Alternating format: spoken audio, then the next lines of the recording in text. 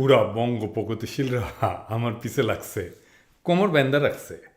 মনে হইতেছে ওদের পুচ্ছে আমি আগুন ধরাই দিছি। যাই হোক, আপনারা তো দেখছেন কে কে লাগছে, কীভাবে লাগছে। আমি তাদের পরিচয় করায় না দিয়ে তাদের কমন আলাপগুলো তুলে ধরতেছি।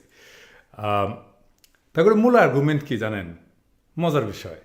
তারপরে মূল আর্গুমেন্ট হইতেছে আমরা বাংলাদেশিরা হিন্দুত্ববাদের বিরুদ্ধে কিছু কইতে পারবো না। কেন পারবো না? তার কারণ তাইলে তারা মানে ইন্ডিয়ান দাদাবাবুরা এইটারে হিন্দুদের বিরুদ্ধে মুসলমানদের জেহাদ বইলা ধরে নেবে। উদাহরণ হিসেবে কইছে যে কাম করতেছে ফিলিস্তিন নাকি এখনো স্বাধীন হতে পারে নাই, তার মানে বাংলাদেশের ফিলিস্তিনের অবস্থা এক। তাই আমরা হিন্দুত্ববাদ কথাটা কইতে পারবো না। আমাদের বুক ফাটবে তাও মুখ ফুটবে না। তো সমাধান কি?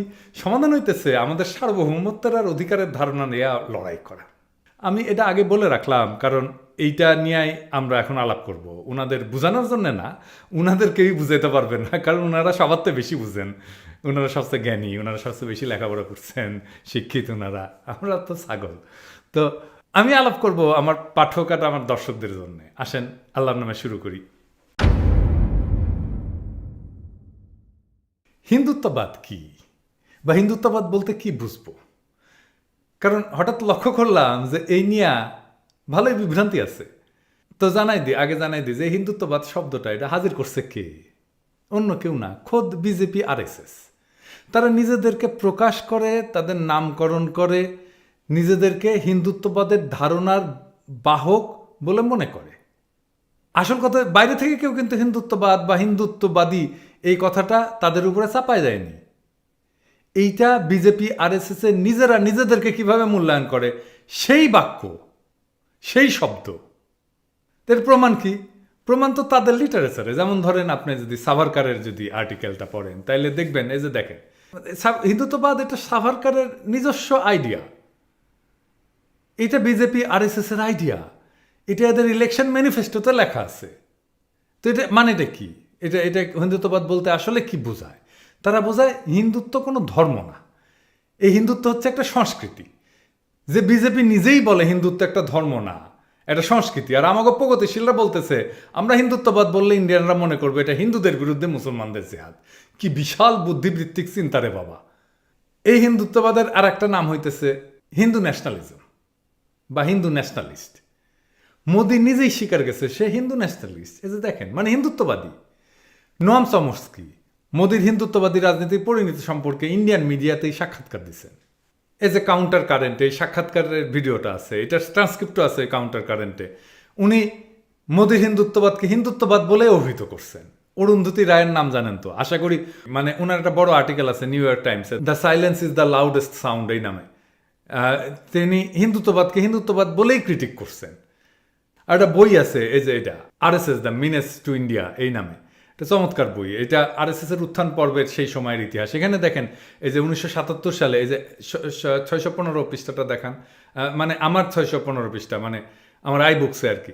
এটা আমার এডিটরের বলতেছি আর কি, আমার এডিটরের মনিটর আবার অন্য নাম্বার আসে, যদি অন্য নাম্বার আসে দেখে আবার ভুল বুঝেন না, ওইটা বুঝায় দেওয়ার জন্য আর কি। তা আমার আমার আই বুকে যেই নাম্বার আসে সেটা 615 নাম্বার পেজ। তো যাই হোক, তো কনফিউশন যেন না হয় সেজন্য বললাম। তো সেইখানে যে সিপিআইয়ের জেনারেল সেক্রেটারি যে যে নাম্বুদির রিপাদ আসছিল না, ওই তো সে হিন্দুত্ববাদের সমস্যাটা কীভাবে ফাইট করতে হবে সেটা বলছেন। তো গার্ডিয়ান একটা আর্টিকেল প্রকাশিত হয়েছিল, সেইখানে পঙ্কজ মিশ্র বিজেপির ক্ষমতায় আসা এবং হিন্দুত্ববাদের বিজয়ে ভারতের সোশ্যাল ফেব্রিকে কী সমস্যা হয়েছে সেটা একটা চমৎকার বয়ান দিয়েছেন এই যে এইখানে। তো তার মানে মোদি নিজেকে হিন্দুত্ববাদী বলতে পারবে, অরুন্ধতী রায় হিন্দুত্ববাদের সমালোচনা করতে পারবে, চমস্কি করতে পারবে, ইন্ডিয়ান কমিউনিস্টরা করতে পারবে সমালোচনা। বিজেপি তার 1914 সাল এবং 1919 সালের নির্বাচনী ম্যানিফেস্টোতে হিন্দুত্ববাদের কথা লিখতে পারবে। শুধু পিনাকি বলতে পারবে না, শুধু পিনাকি না, বাংলাদেশের কোনো মানুষ বলতে পারবে না। আবদার দেখছেন? মানে এরা বুঝে হোক না বুঝে হোক ইন্ডিয়ার দালালি করতেছে, এটা বুঝাই দিতে হবে। এরা ভাবছে হাসিনার বিরুদ্ধে দুই একটা কথা কইলে বাংলাদেশের মানুষ এদের মাথায় তুলে নাচবে, আর এসব তত্ত্ব বাংলাদেশের মানুষদের এই চান্সে গেলাইতে পারবে। আসেন দেখে আসলে হিন্দুত্ববাদের সমস্যাটা কি। হিন্দুত্ববাদ হইতেছে একটা উগ্র জাতিবাদী হিন্দু বয়ান। এটা নিয়ে আমি অনেক আগে একটা ভিডিও করছিলাম, এই যে এইটা সময় থাকলে দেখে নিতে পারেন। হিন্দুত্ববাদী মানে কি? এই যে সাধারণ একজন হিন্দু যে হিন্দু ধর্ম পালন করে সে কি হিন্দুত্ববাদী? না, একেবারেই না। হিন্দুত্ববাদ এটা একটা বিশেষ ব্যাখ্যা যা সব হিন্দু গ্রহণ করে না, বা গ্রহণ করাটা বাধ্যতামূলক না। এমনকি কেউ নিজেকে হিন্দু হইলে নিজেকে উগ্র জাতিবাদী হিন্দু বলে না হাজির করতে চাইতেই পারে, না পরিচয় দিতে চাইতেই পারে। আমি তো নিজেকে পরিচয় দিতে চাই না যে আমি উগ্র জাতিবাদী হিন্দু। আর মনে রাখতে হবে, হিন্দুত্ববাদ আসলে একটা জাতিবাদের শ্রেষ্ঠত্ববাদী ধারণা। যে মনে করে তার জাতবাদে দুনিয়ার বাকি সব জাতি নিচা, তার জাতি শ্রেষ্ঠ।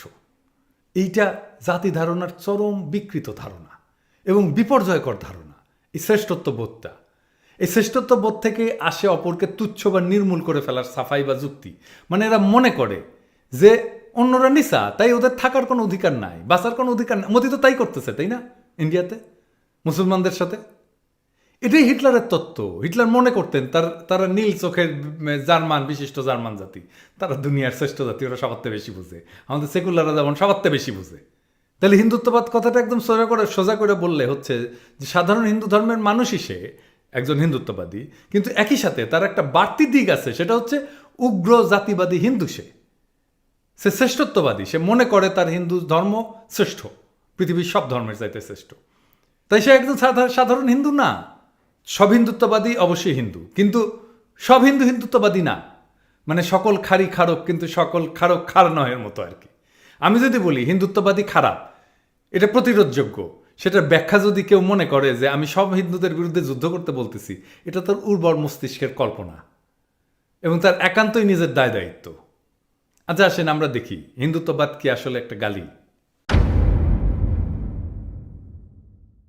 হিন্দুত্ববাদ মোটে গালি না। বিজেপি আরএসএস এই শব্দকে ইতিবাচক মনে করে, সেজন্যই তাদের কনস্টিটিউশনে এটা রাখছে, সেজন্যই তাদের নির্বাচনী ম্যানিফেস্টোতে এটা রাখে।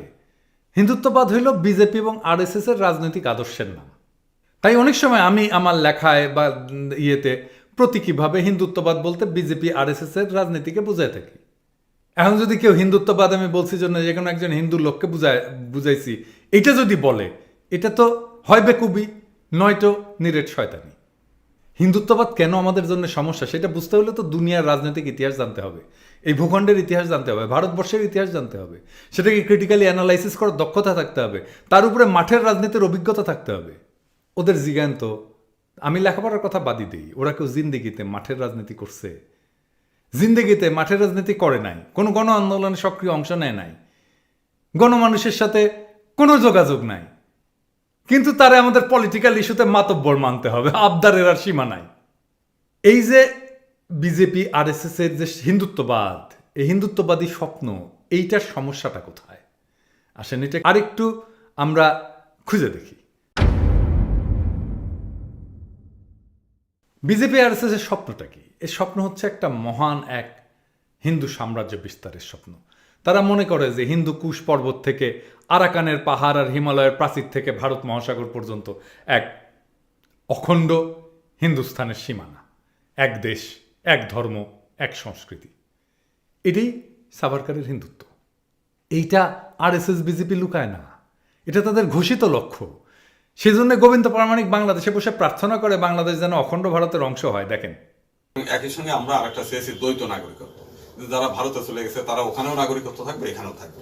আবার আমাদের এই দেশে যারা আছে আমরা হিন্দুরা, তারা এখানেও নাগরিকত্ব থাকবে, ভারতেও নাগরিকত্ব থাকবে, যেন কোনো সময় বিপদ আপদ হলে পরে আমাদের যেন রক্ষা পেতে পারি, এটার জন্য এই না থাকে। তো সেটাও বিবেচনাধীন রয়েছে।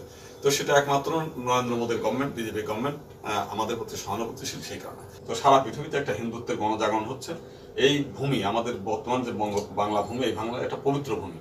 এখানে অনুকূল ঠাকুর, হরি ঠাকুর, জগৎবন্ধু, বালক ব্রহ্মচারী, রাম ঠাকুর, দুর্গা প্রসন্ন, সমস্ত মহাপুরুষদের পবিত্র ভূমি এখানে। তো সেই জায়গাটুকু আমরা ছেড়ে যেতে চাই না। এই জায়গা যেন আগামী দিনে অখণ্ড ভারতের একটি অংশ হতে পারে, সেই জন্য আমাদের প্রার্থনা, এবং সেই প্রার্থনাটা পূরণ করতে পারে বিজেপি গভর্নমেন্ট ধাপে ধাপে। তো তাদের যদি এটা লক্ষ্য হয়, তাহলে এটা তাদের লক্ষ্য পূরণ। আধুনিক ভারত রাষ্ট্রের সীমানার বাইরে তো অখণ্ড ভারতের আরো কিছু জায়গা আছে, তাই না? সেই জায়গাগুলো যে সমস্ত দেশের মধ্যে পড়ছে, সেই সমস্ত দেশে তো আরএসএসকে কাজ করতে হবে নাকি? তো বাংলাদেশ তো কল্পিত সে অখণ্ড ভারতের অংশ। এই যে দেখেন অখণ্ড ভারতের ছবি, ম্যাপ, বাংলাদেশকে দেখতে পান? আছে, বাংলাদেশের ভূখণ্ড অখণ্ড ভারতের মাপে আছে। তাই বাংলাদেশের মাতৃতে অত্যন্ত স্বাভাবিকভাবেই আরএসএস এর সাংগঠনিক লক্ষ্য, কর্মকাণ্ড এই থাকাটা খুবই স্বাভাবিক ঘটনা, ঠিক কিনা বলেন? তো ধরেন গোবিন্দ প্রামাণিক নিজে আরএসএস করে, তো গোবিন্দ প্রামাণিকের সংগঠন তো খুব বড় হইতে পারবে না, হ্যাঁ, আরএসএস বইলা, এবং ধরা খাইছে তো আরএসএস বইলা, ভাবছিল যে করা যেতে পারবে। তো যখন করা যাবে না, তখন সে কি করবে? তখন সে অন্য অনেক সংগঠনের মধ্যে দিয়ে নানা স্কেলে সে কাজ করবে। কোন কোন সংগঠনের মধ্যে দিয়ে কাজ করবে? যার বড় স্কেলে সংগঠন পরিচালনার অর্থ আছে, সামর্থ্য আছে, অভিজ্ঞতা আছে, এবং এর সাথে সাথে আরএসএস এর সাথে আদর্শিকভাবে নৈকট্য আছে। আমি তো কমিউনিস্ট পার্টি করে আসছি, হ্যাঁ, আমি জানি আর কি। মানে ধরেন কমিউনিস্ট পার্টি একসময় নিষিদ্ধ ছিল বাংলাদেশে, কি করতো তারা? তারা ন্যাপের মধ্যে কাজ করতো, তারা আওয়ামী লীগের মধ্যে কাজ করতো, তাই না? তো এইরকমই বাংলাদেশে আরএসএস তো সরাসরি কাজ করতে পারবে না, সে এমন কোনো সংগঠন বাইজে নেবে যার মধ্যে দিয়ে সে কাজ করতে পারবে, তার পরিচয়টা লুকায়। তো বাংলাদেশে ধরেন আরএসএস এর অবজেক্টিভ নিয়ে কাজ করতে পারে, এরকম সব দিক বিবেচনায় এই সময়কালে কোন কোন অর্গানাইজেশন উঠছে, গড়ে উঠছে বলেন তো? দুইটা সংগঠন, ইসকন আর বিদ্যানন্দ। আপনি যদি বলেন যে প্রমাণ দেন, কিন্তু আমি তো সার্কামস্টেন্সিয়াল প্রমাণ অনেক দিছি, তাই না? ইসকনকে নিয়েও আমি 2টা ভিডিও করছি, বিদ্যানন্দকে নিয়ে নানাভাবে দেখানোর চেষ্টা করছি যে কিভাবে এটা ইন্ডিয়ার সাথে এটার সম্পর্ক আছে। হ্যাঁ, আপনি বলতে পারেন যে এটা একদম সলিড প্রমাণ নাই, কিন্তু সন্দেহটা তো একদম ইনভ্যালিড না, তাই না? উড়াই দিতে পারবেন না তো, বিন্দুমাত্র সুযোগ নাই। বাংলাদেশে অনেকে মনে করে না যে তাবলিগ জামাতে ভর কইরা আইএসআই আসা যাওয়া করে, হ্যাঁ, মনে করে না তো?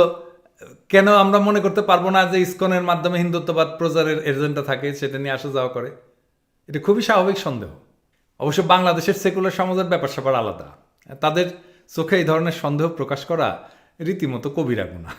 এইটা তাদের এটা খুবই সফট জায়গা, এখানে আপনি আঘাত করলে আপনি গেছেন, আপনি এটা কথাই কইতে পারবেন না। আমি হিন্দু সম্প্রদায় থেকে আইসেই কইতে পারি না, আপনি মুসলমান হইয়া কইবেন আপনারা জঙ্গি বানায় সানডে মানডে ক্লোজ করে দেবে। শুধু কি ইসকন আর বিদ্যানন্দ? আমি দেখেছি না ফেনী নদী নিয়ে কি ধরনের পরিকল্পনা হয়েছে। আর আমাদের ডিজে ফেরের ভিতরে বসে আছে তারা, এনএসআই নাকি পুরাই ইন্ডিয়ানরা কন্ট্রোল করে। এই যে আব্দুল হামিদ ছিল না হাসিনার রাষ্ট্রপতি, জোকার একটা, সে মুজিব বাহিনী ছিল না? তো তাইলে সে কি রয়ের ট্রেনিং পাইছে না? পলিটিক্যাল অ্যান্ড মিলিটারি ট্রেনিং পাইছে না রয়ের? এটা তো ঐতিহাসিক সত্য। তাহলে আজকে কত জায়গায় ঢুকে আছে দেখেন। আর আমি যখন বলি এটা করছে, আমার উপরে ঝাঁপায় পড়ে এই সকল প্রগতিশীলরা। এই সকল প্রগতিশীলদের কথা শুনলে মনে হয় না বাংলাদেশে কিছু করে, খুব ভালো ছেলে, এখানে কিছুই করে না সে। তো আসেন, বাংলাদেশে আর কি কি সংগঠন আছে যা ইন্ডিয়া প্রভাবিত? আমি কিন্তু কখনোই বলি নাই যে শুধুমাত্র বিদ্যানন্দ এবং ইসকন ইন্ডিয়া প্রভাবিত সংগঠন, না। আমি অনেকগুলো সংগঠনের কথা বলছি। এই শতকের শুরু থেকে আমেরিকা আর ইন্ডিয়ার কৌশলগত বন্ধুত্ব তৈরি হয় আর কি। 1999 সালে বাজপেয়ী যখন প্রথম বিজেপি প্রধানমন্ত্রী হয়েছিলেন, তখন একটা কোয়ালিশন সরকার ছিল। এরপরে আসে 9/11-এর হামলা, এতে ওয়ার অন টেরর বা জঙ্গিবাদ বিরোধী একটা কাজকর্মের অজুহাতে এই কৌশলগত বন্ধুত্ব একটা বড় ধরনের একটা ভিত্তি পাওয়া যায়। এইতে ইন্ডিয়া একটা বিশাল শক্তি অনুভব করে এবং বাংলাদেশে তার প্রভাব এবং হস্তক্ষেপ বাড়াতে শুরু করে। এরপর তো আসলে 2007 সাল, তারপরে তো কথাই নেই, বাংলাদেশের নানা ধরনের সরকারি বেসরকারি প্রতিষ্ঠানের মাধ্যমে ভারত তার প্রভাব হস্তক্ষেপ বাড়াতে তৎপর হয়, এবং এটার নানা প্রমাণ আমাদের কাছে আছে। এটা তো আজকাল বলে বুঝাই দিতে হবে না, অসংখ্য প্রমাণ আছে, তাই না? এই গত 15 বছরে এই জিনিসগুলো ঘটছে। তো ওই সরকারি বেসরকারি প্রতিষ্ঠানের বাইরে আরেক ধরনের প্রতিষ্ঠান ইন্ডিয়া তৈরি করছে। এর মধ্যে 2টা হইতেছে বিদ্যানন্দ এবং ইসকন। তো এর মধ্যে ইসকনের কাজ কি? ধর্মীয় প্রচার তৎপরতার মাধ্যমে বিজেপির হিন্দুত্ববাদের প্রসার ঘটানো, যাতে বাংলাদেশের হিন্দুরা মোদির অনুসারী হয়। এটাই তো কাজ ইসকনের, যেন মোদি তাদের পর্যন্ত পৌঁছাতে পারে। এখন বাংলাদেশে ইন্ডিয়ান প্রভাবিত সংস্থার মাধ্যমে ইন্ডিয়া বাংলাদেশে হস্তক্ষেপ করে আসতেছে, এইটা বলতে সব ধরনের সরকারি বেসরকারি প্রতিষ্ঠান, এমনকি ব্যাংক ইত্যাদি সব বাদ দিয়ে কেবল বিদ্যানন্দ কিংবা ইসকনের মাধ্যমে বিজেপি আরএসএস তৎপর বলে বুঝাইছি, এটা যে বলে যদি দাবি করে, তবে এর দায়টা তো তাদের। আমি কোথাও এ ধরনের কথা বলি নাই যে শুধুমাত্র তারাই করে। আমি ছায়ানট, সিপিবি, প্রথম আলো, ডেইলি স্টার, উদিসি এগুলো বলি না। আমি ফেনী নদী নিয়ে ষড়যন্ত্রের কথা বলি না, বলছি না? ওইখানে কিভাবে ইন্ডিয়ান ইনস্টলেশন হয়েছে বলছি না? আমার ভিডিও যারা দেখে তারা তো জানে। আর ফেনী নদী নিয়ে ঘটনা ঘটার পরে আমার চ্যানেলের উপরে কিভাবে আক্রমণ হয়েছিল, কপিরাইট স্ট্রাইক দিয়ে আমার চ্যানেল ডুবাই দেওয়ার চেষ্টা করা হয়েছিল, হয়নি? দেখেন না আপনারা? আমার ভিডিও যারা দেখে তারা তো জানে। যারা জিন্দেগিতে আমার ভিডিও দেখে না, মানে যারা এলিট, আমার ভিডিও দেখলে তো এলিটদের লিস্টি থেকে নাম কাটা যাবে, তাই না? তারা সমালোচনা করে আমার ভিডিও না দেখা, আমি নাকি শুধু বিদ্যানন্দ আর ইসকনকে ইন্ডিয়ান এস্টাবলিশমেন্ট বলছি। কিন্তু ঘটনা হচ্ছে কি, বাংলাদেশে গত 15 বছরে বাংলাদেশের প্রত্যেকটা গুরুত্বপূর্ণ প্রতিষ্ঠানকে ইন্ডিয়ামুখী করে সাজানো হয়েছে, যারা ইন্ডিয়ান পারপাস সার্ভ করতেছে। আমার রাজনীতি বাংলাদেশে ইন্ডিয়ান এই আধিপত্যের উচ্ছেদ, এই আধিপত্যের অবসান ঘটানো। আমি পিনাকি এই রাজনীতি নিয়ে কাজ করি এবং কারো কথাতে আমার এই রাজনৈতিক লক্ষ্য থেকে দূরে সরে আসবো না। আমি এই টার্গেট অ্যাচিভ করার আগে কেউ আমাকে থামাইতে পারবে না, কারো ক্ষমতা নাই খোদা তালা ছাড়া। নিজেরা ওভার এস্টিমেট করেন না ভাইয়া, আপনি আমারে রক্ষা করেননি কখনোই। পরিণত বয়সে সব হারায় কপরদক শূন্য হইয়া আমি যখন প্যারিসে অডজবের খোঁজ করতেছি আর পাইতেছি না কোনো কাজ, আমারে ফোন কইরাও সাহস বা সান্ত্বনা দেন নাই। আর পয়সার অভাবে সুপার মার্কেটের শর্ট ডেটের প্রায় পচে যাওয়া মাংস আর মাছ কেনার জন্য আমি ব্যাগ হাতে দাঁড়ায় থাকতেও দেখেন নাই আমারে। চোখের সামনে যখন সব দুয়ার একে একে বন্ধ হয়ে যেতেছিল একের পর এক, যখন মনে হইতেছিল এই জীবনটাই শেষ করে দিই, তখন কেমনে জানি হঠাৎ কইরা সব সম্ভাবনার দুয়ার খুলে গেল। আমি মনে করি এটা ডিভাইন। আমার বাংলাদেশের অসংখ্য মানুষের দোয়া আর ভালোবাসা সাহায্য করছে। আমি এই অকণ্ঠ দোয়া মাথা পাইতে নিছি, আমার এই জীবনের একটা পারপাস খুঁজে পাইছি। আপনি কোনোদিনই আমার বন্ধু ছিলেন না, আপনারা কখনোই আমার বন্ধু ছিলেন না। আমি আপনাদের শত্রু বলে গণ্য করি না, আপনি আমার শত্রু বলে গণ্য করতে পারেন, সেটা আপনার ব্যাপার। আমার এই যে রাজনীতির কথা বললাম, এই রাজনীতি নানান কিসিমের, নানান রঙের বিরোধিতা আমার এই রাজনৈতিক জীবনে আমি দেখে আসছি। আমি 18 বছর বয়স থেকে রাজনীতি করি, আপনি কোনোদিনই করেন নাই রাজনীতি। তফাৎটা এইখানেই। আপনাদের কেউ কেউ এটারে হিন্দু মুসলমান দাঙ্গার ভায়োলেন্স রক্তপাতের জুজু দেখাইতে চায়, সংখ্যালঘুর প্রতি সহানুভূতি তুলে ধরে রাজনীতির কাঠ খেলতে চায়, প্রগতিশীলতার জামা গায়ে দিয়া হিন্দুত্ববাদের বিরুদ্ধে আমার এই লড়াইকে ধর্মযুদ্ধ বলে আমারে থামাই দিতে চায়। আমি দৃঢ়ভাবে মনে করি আমার বিরুদ্ধে ক্যাম্পেইন চালানো এই সব মানুষজন জেনে অথবা না জেনে ইন্ডিয়ান রাষ্ট্রের দালালি করতেছেন। আমি সোকল্ড প্রগতিশীলতার খেতা পুরি। আমি পিনাকে সোকল্ড প্রগতিশীল কমিউনিস্টদের শেষ দেখে ছাড়ব। এটা আমার রাজনীতি, এটা আমার অ্যাক্টিভিজম। আমি পলিটিক্যাল অ্যানালিস্ট না, আমি অ্যাক্টিভিস্ট, আমি রাজনীতি করি। আসেন আমরা দেখি এরা কিভাবে সেই 47 সাল থেকে ইন্ডিয়ার স্বার্থ রক্ষা করে আসছে। সেই 47-এর পর থেকে যখন জমিদার হারাইলো, তারপর থেকে এই প্রগতিশীলতার কমিউনিস্ট রাজনীতির নামে আমরা এইগুলোই দেখে আসতেছি। এরা আমাদেরকে সাম্প্রদায়িক নাম দিয়ে দাগাইতে চাইছে। কখনো বলা হয়েছে হিন্দু মুসলমান সংঘাত বাইতে যাবে, কখনো বলা হয়েছে ইসলামিস্টরা সুযোগ পাইয়া যাবে। এইসব বাকোয়াজি আর বদমাইশির আড়ালে এইসব দালালেরা এতদিন ভারতের পক্ষে কাজ করে গেছে। বাংলাদেশিদের সংখ্যা নেহায়ত কম না, আমরা সবাই সব দালালদের চেহারা চিনি। তারা কেউই আমাকে থামাই দিতে পারবে না। আমি তাদের চিন্তার শেকড় উপড়ায় ফেলবো, খোদার কসম। আমার গত ভিডিওতে আমি বলছি চিরস্থায়ী বন্দোবস্তের মাধ্যমে জমিদার শ্রেণীর পৃষ্ঠপোষকতায় বেঙ্গল রেনেসার মাধ্যমে কিভাবে হিন্দু জাতশ্রেষ্ঠবাদের হিন্দুত্ববাদের পতন ঘটানো হয়েছিল। পরবর্তীকালে বঙ্কিমচন্দ্রের হাতে এই হিন্দুত্ববাদী রাজনীতি পরিশীলিত রূপ নেয় আর উত্থান ঘটে ইন্ডিয়ান কংগ্রেস নামের রাজনৈতিক দলের। ইন্ডিয়ান মুসলমানদের স্বার্থের বিরুদ্ধে দাঁড়ায় থাকা এই রাজনীতির কারণে একসময় জন্ম নিতে বাধ্য হয় মুসলিম লীগ নামের রাজনৈতিক দলের। সেই বয়ানের খেলা এখনো চলতেছে। ইন্ডিয়ান রাষ্ট্রের পাতাতন হইতেছে হিন্দুত্ববাদ।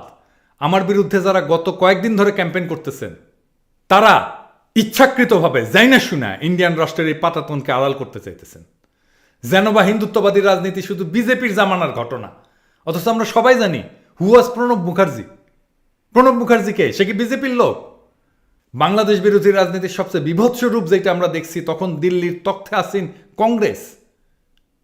সেকুলার পোশাকে ঢাকা এই হিন্দুত্ববাদের চেহারা আমরা চিনি।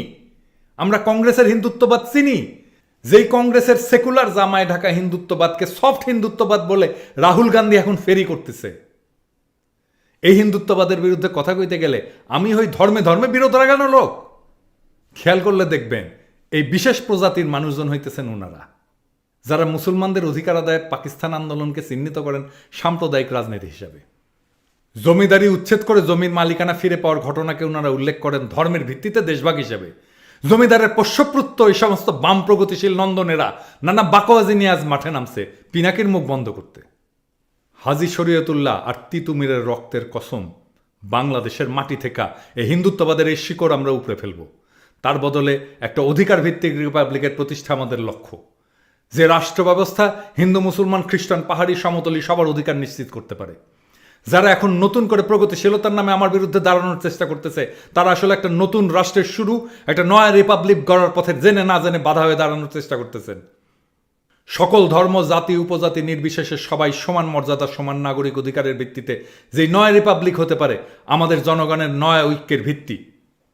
ভারতের স্বার্থই হচ্ছে আমাদের সেই ইনক্লুসিভ এবং সমান নাগরিক অধিকারের ভিত্তিতে এক রাষ্ট্র যেন সংগঠিত শক্তি হয়ে না উঠে দাঁড়াইতে পারে। আমরা এর বিরুদ্ধে যেই প্রতিরোধ গড়ে তুলবে তাদেরকে উড়ায় দেব ধূলিকণার মতো। আমি বাংলাদেশকে অখণ্ড ভারত বানানোর পরিকল্পনার সামনে বুক চিতায় দাঁড়াবো। আমার মাইরা ফেলাক, কোনো অসুবিধা নাই। বাংলাদেশের মানুষ জানবে একজন হিন্দু ব্রাহ্মণ মোদির হিন্দুত্ববাদের বিরুদ্ধে কাঁধে কাঁধ মিলায় লড়াই করতে গিয়ে জীবন দিছে। আমি সত্যি সত্যি চাই আমার ইন্ডিয়া মাইরা ফেলাক। যখন কেউ আমার নিরাপত্তা নিয়ে সংশয় প্রকাশ করে আমি পাত্তা দিই না। আমার মাইরা ফেলালে এইসব প্রগতিশীলদের ধরে ধরে জিগাইবেন এই লোকটার পিছনে কেন লাগছিলি বান্দির পুত। আমারে ঠেকাইবেন, হ্যাঁ হাসাইলেন ভায়া। আমারে খোদা তালা ছাড়া কেউ ঠেকাতে পারবে না। চেষ্টা করেন, আপনি নাই হয়ে যাবেন। আমি বলছি আপনি চেষ্টা করেন, বাংলাদেশের চিন্তার জগৎ থেকে আপনি নাই হয়ে যাবেন। আমি তো বলছি যার হিম্মত বেশি সেই জিতবে। হুঙ্কার না চেরা লড়াই চালান, মাঠে ফয়সলা হবে। ভালো হয়েছে নিজের রাজনীতির প্রকাশ করায়।